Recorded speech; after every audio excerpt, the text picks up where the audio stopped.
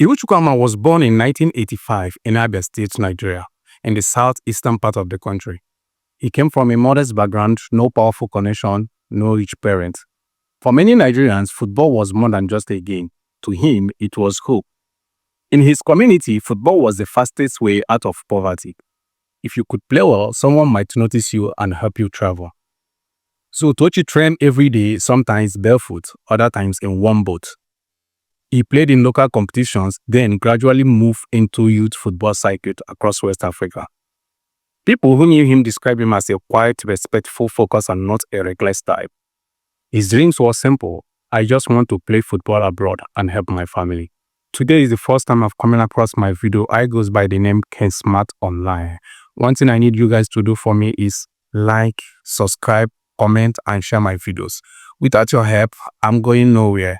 So guys, I would appreciate if you do that for me. And make sure you turn on your notifications so that you will be the first to watch all my videos.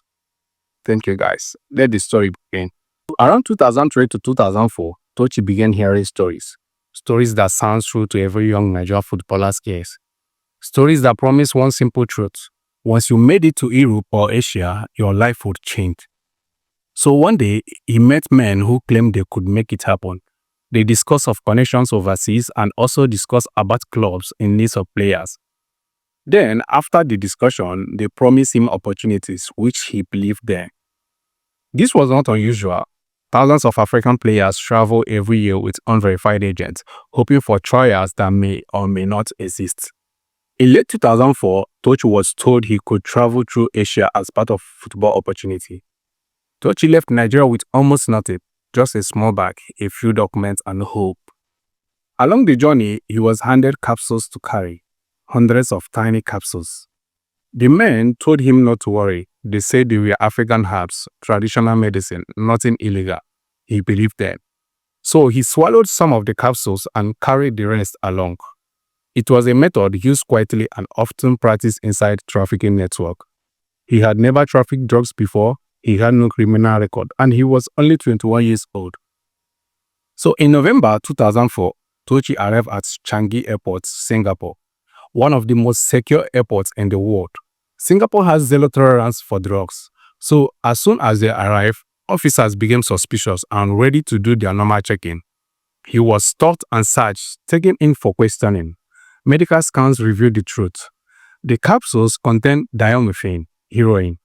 The quantity exceeded Singapore's legal threshold. Under Singapore's law, possession of a certain amount of heroin automatically means drug trafficking, and drug trafficking carries a mandatory death sentence. There's no discretion. Intent does not matter. Ignorance does not matter too, and quantity alone decides your fate.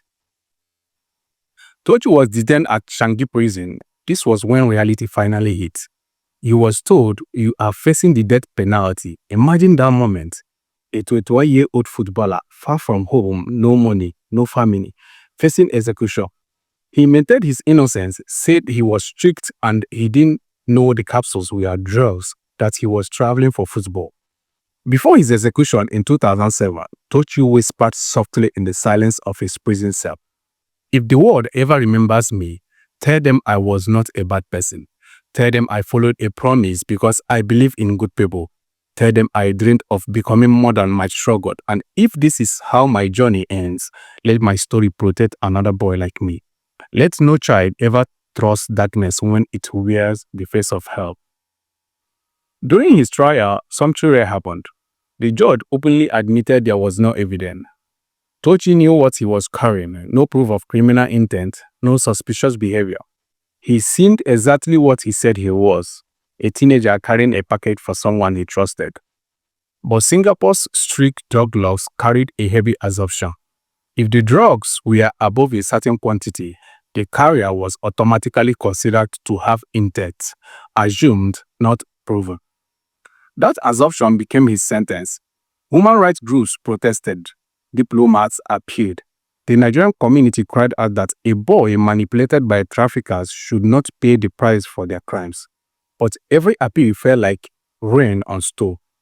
President Olusegun Obasanjo wrote a letter of appeal and apology to the Singaporean government, but nothing was done. The most painful twist came later. The very man who gave Tochi the capsules, the one who knew their content, was acquitted and freed. But Tochi remained behind bars. Even prison, he held on to faith.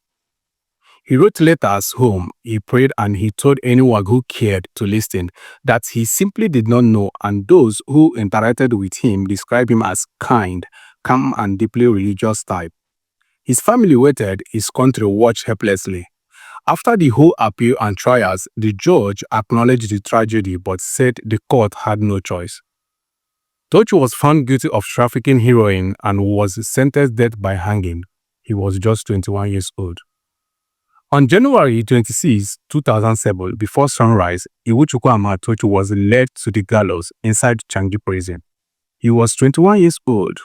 No football booth, no stadium, no crowd, just silence. He was hung. His dream ended on a rope, thousands of miles from home. A young Nigerian left home chasing football and never returned. This is not just a story about drugs. It is a story about trusting the wrong people, harsh laws, and irreversible punishments.